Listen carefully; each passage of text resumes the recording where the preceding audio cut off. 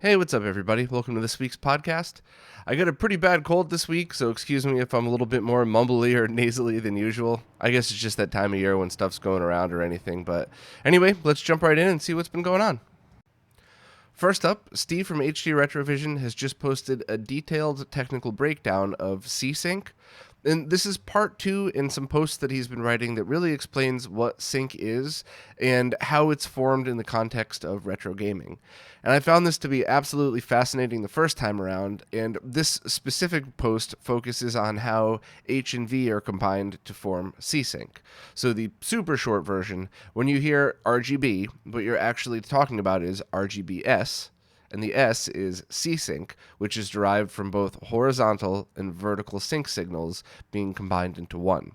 So this document is not only a great technical read, but also it kind of explains why the A-series BVMs with the BKM68X cards don't process Master System Sync properly, and also kind of gives you a good idea of why Dreamcast has some issues with sync.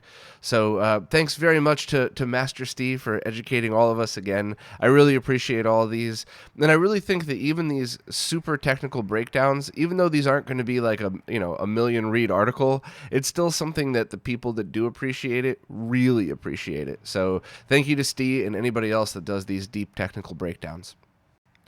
A book about the creation of NBA Jam is now available on digital copies, and hardcovers should be out in a few weeks.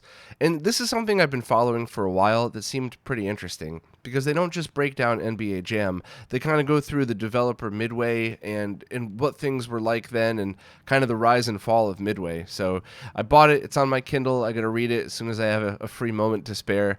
But this stuff is always pretty interesting to me. I always love the inside looks. And the game NBA Jam is specifically a great thing to read about because that's one of the few games that hardcore sports fans could play and totally enjoy, or people that kind of hated sports could play and totally enjoy. It was just one of those really fun games that even did well both in the arcade and at home. Most of the home ports, not all of them, but most of them. So I don't know, I'm really looking forward to reading it, and I felt like sharing it with everybody because often stuff like this turns out to be great insight as to what went on during these times and really entertaining reads. So links are in the post if anybody's interested. A true digital-to-digital HDMI mod was just announced for the original Xbox, and it works by tapping the digital signals before it hits the analog encoder, meaning that it stays in the digital realm the whole time, which means zero analog noise, so you really get the best one-to-one representation of the image. This is great because almost the entire library is 480p. Some games support 720p, others 1080i, but don't use that. And I think there's only a very small amount of games that run in 480i mode, and I'm not sure how people's TVs or monitors would handle that. At the very least, they'd probably be very laggy. But for those very few 480i only games, I think a good solution is just to run one of the custom BIOSes that I'm pretty sure allows you to force 480p mode out of it. I'm by no means an Xbox expert. I was heavily into the scene while it was still a mainstream console, and then I kind of have been focusing more of my energy on the retro stuff from that time on. But this is really great news for people that just want the best quality from their Xbox, or whether it's for gaming on a flat screen or streaming or whatever. Now this mod is still in beta form. They don't think they're going to be able to release it until sometime next year, but I will try to get to purchase an early beta for testing and feedback, and any step of the way, of course, I'll share news with everybody here. And if you need a short-term solution for the Xbox, just get a really good quality component video cable and get a component to HDMI converter from Amazon for like $20 or something. They won't add any lag whatsoever as long as it's just a basic analog to digital converter. And it'll work good enough for now. I would probably stay away from those Xbox HDMI cables that you might see, just because in my limited experience with those, the quality actually isn't nearly as good as just the $20 converter box, and you could still use those converter boxes for other stuff should you ever want to. So just my suggestion there, but I'll definitely keep everybody in the loop on the true digital to digital mod anytime there's any updates. Here's a pretty incredible and unexpected update. The OSSC is soon to get an on-screen display. For anybody watching on video, I have a little GIF here that kind of shows what at least it's like in its current state. It might change in the future, but for a while, I was under the impression that an on-screen display would be impossible with the OSSC. So this is just a huge testament to how Marcus is continuing to update the project and continuing to push its limits in every possible way. And, if you just bought an OSSC or if maybe you're about to pick one up, this is a pretty neat thing that you're probably happy about. But if you're like me and you were one of the early adopters of the OSSC, we've gotten enough updates in the past few years that would have absolutely justified a brand new piece of hardware, but Marcus keeps updating it so we could still use the same thing we've bought from pretty much day one up until now. So giant thank you to Marcus for all of this amazing work. And there's a bunch of advantages of having an on-screen display, but I guess I'll go into a little more detail when the firmware is released publicly. I'll do a quick little video showing it off, and I'm just really excited because if anybody remembers when the OSSC first came out, we didn't even think it would ever be able to do 1080p, let alone all the other crazy stuff it's been doing. So once again, thanks very much to Marcus. And as soon as it's public, I'll probably tweet about it and then do another quick post and video, but at the moment it's still just in developer form. So if you're a dev, you could feel free to try this out, but for your average person should just wait till it's out on a regular update. Terra Onion has just open sourced their software for the Mega SD that allows you to show box art and year, genre, and system information all in the menu. This is something that's a pretty cool feature that while, the bare minimum is just to have your list of games, it is pretty awesome to have a little thumbnail in the corner there. Now, of course, this is just as tedious and as much of a pain as making thumbnails and info for any ROM cart, so certainly not any worse or better. But I just want to remind everybody that conveniently downloads those packs that have all this stuff built in, that somebody took the time to do this for each individual game. So while I'm sure you'll have a nice pack hitting at some point, if you have the ability to help with stuff like this, or of course to help improve the software at all if you're a developer, please step up and do at least a little bit of it, because I think it usually ends up with just a few people doing a ton of work and then all of us benefiting from it. Of course, I'm just as guilty as everybody else of downloading these packs and enjoying all of the artwork and ROMs all in one place, but just saying, if you have the ability to help, I'm sure it would be appreciated. There's a video game console musician out there named Sam Battle. By the way, I obviously meant that term respectfully. I can't really think of any other way to describe him, but he just completed a Sega Master System synthesizer where he hooked up an SMS2 in order to a MIDI interface and was able to create music with it, which I thought was absolutely awesome. I really liked the sound of the music, probably because I'm a Sega sound chip fan, and I thought it was so impressive, all the stuff that he did. And this is the same person that just a little while back had a few videos, a full playlist of videos on making a full synth machine out of 48 Game Boys. So if you're even slightly into stuff like this, crossover between music and gaming, even if you just want to hear the audio, go to this post and skip to about 8:40 and be able to hear it. Obviously, I love both of these things, music and technology, so I really was impressed by this, and I really feel like it's worth taking a look at. And also, I'd like to welcome the Girl Geek as her first post as a writer here, so thank you very much for this. A perfect fit for you, because she was the one that did the Sega, or the classic console audio breakdown a few weeks back, or maybe a few months back now. I don't know, it's all a blur to me, but definitely check this out if you're even slightly interested in game-style music. I was just able to borrow a set of Carby Component cables from Insurrection Industries, and they're a $90 set of component video cables based off of GC Video for the GameCube. So the short version is they perform just as well as every other GC Video solution, but are direct component, which is great if you don't already own the original component cables. Or I guess if you do own the cables, but you'd like to put them aside and keep them as a collector's item rather than to use them, that makes sense depending on your situation. But overall, they seem to perform well. They use the same really high quality connector that Insurrection uses in all their products. Some things to note that may or may not make a difference to you, but they come with BNC cables instead of RCA, presumably because it's easier to find high quality shielded BNC cabling than RCA, which is fine if you're going direct into a PVM or into something like an Extron Crosspoint. But they also ship high-quality converters with it as well, if you just want to plug them into anything RCA-based. I didn't do too much testing with it. It does put some extra weight on the end of the connector, but I don't think it's too much to cause damage in a TV's connectors or anything like that. It certainly felt fine in mine. I didn't really see any weight or leverage difference in it.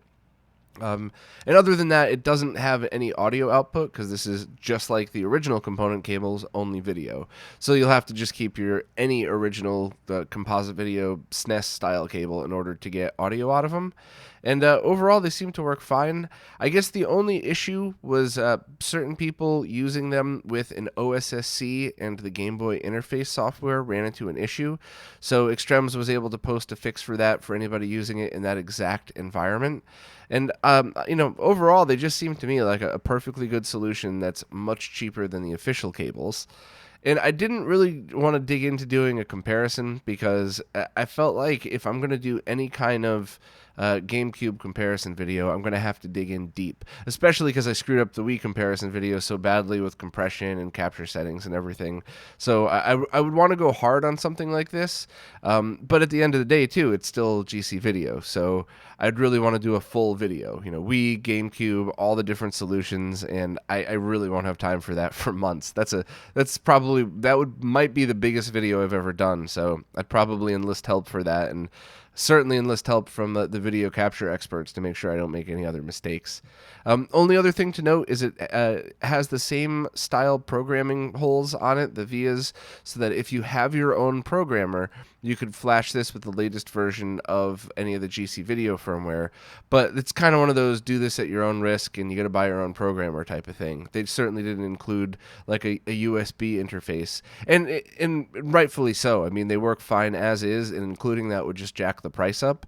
But that is good to know in case there's ever some kind of really awesome GC video update that adds something that we'd all want. You should be able to get it through this using a programmer. So I'll keep everybody updated on all this stuff, but my only basic conclusion on the Carby component cables is if you just need component video and nothing else, and you don't already own the originals, these seem like a perfectly good solution. And feel free buying them knowing that you're going to have a good experience. There's now a kit for the Commodore 64 that allows you to switch between PAL and NTSC modes. At the moment, it's only compatible with the bread bin style Commodore 64s, but they hope to eventually get this working with all of them. And the only downside is you'll need to acquire both a PAL and an NTSC Commodore 64 in order to have both chips on it. So that's a bit of a bummer because you end up cannibalizing one, which, if you find one beat up with a broken case and a beat up motherboard anyway, then, now you're making good use of that. But still, I usually like to see things like this recreated in FPGA and all that so that you don't have to worry about this stuff. But it's a great device for the people that need it. The kit also comes with another add-on called the LumaFix 64, which is basically a chip to eliminate as much of the jail bars as possible in the signal's output. So it seems like a pretty neat thing for Commodore 64 fans. All of the full details, as well as a link to the kit itself, are available in the post. So if you're interested in having a dual PAL NTSC Commodore 64, definitely check this one out. Mike Chi has just announced that the RetroTINKUltimate is about to go end of life, and I want to make sure that I'm very clear about what that means and what is going on with that. So first and most importantly, this is not the RetroTink 2X. This is the Raspberry Pi hat. So the 2X scaler is still going to be available for the foreseeable future, and don't worry, that thing's still kicking ass out there. But this is specifically the Raspberry Pi hat that allows you to get VGA, RGB, component video, S-video, and composite out of a Raspberry Pi. And I didn't just use this for gaming. I used this to stream videos to a CRT TV, used it for dual output, and there was really just a bunch of cool features of this thing. But it wasn't a very big seller. It was a bit expensive to manufacture. Anybody that's tried to manufacture stuff like this can just look at the picture and already pick out where a lot of the cost is. And on top of all of that, there's been a new way to manipulate the HDMI output of Raspberry Pis in order to get 240p, meaning you just need a cheap converter. So if you want, let's say, component video out, you could just use the Pi itself, plug HDMI into a basic HDMI to component converter. I have ones linked in the post that I've tested and don't add any lag, and then poof, there's your 240p component video output. So it makes sense that he's end-of-lifing them. He still has a bunch left for anybody that specifically needed one of these, so now's the time to pick one up if you were debating whether to get it.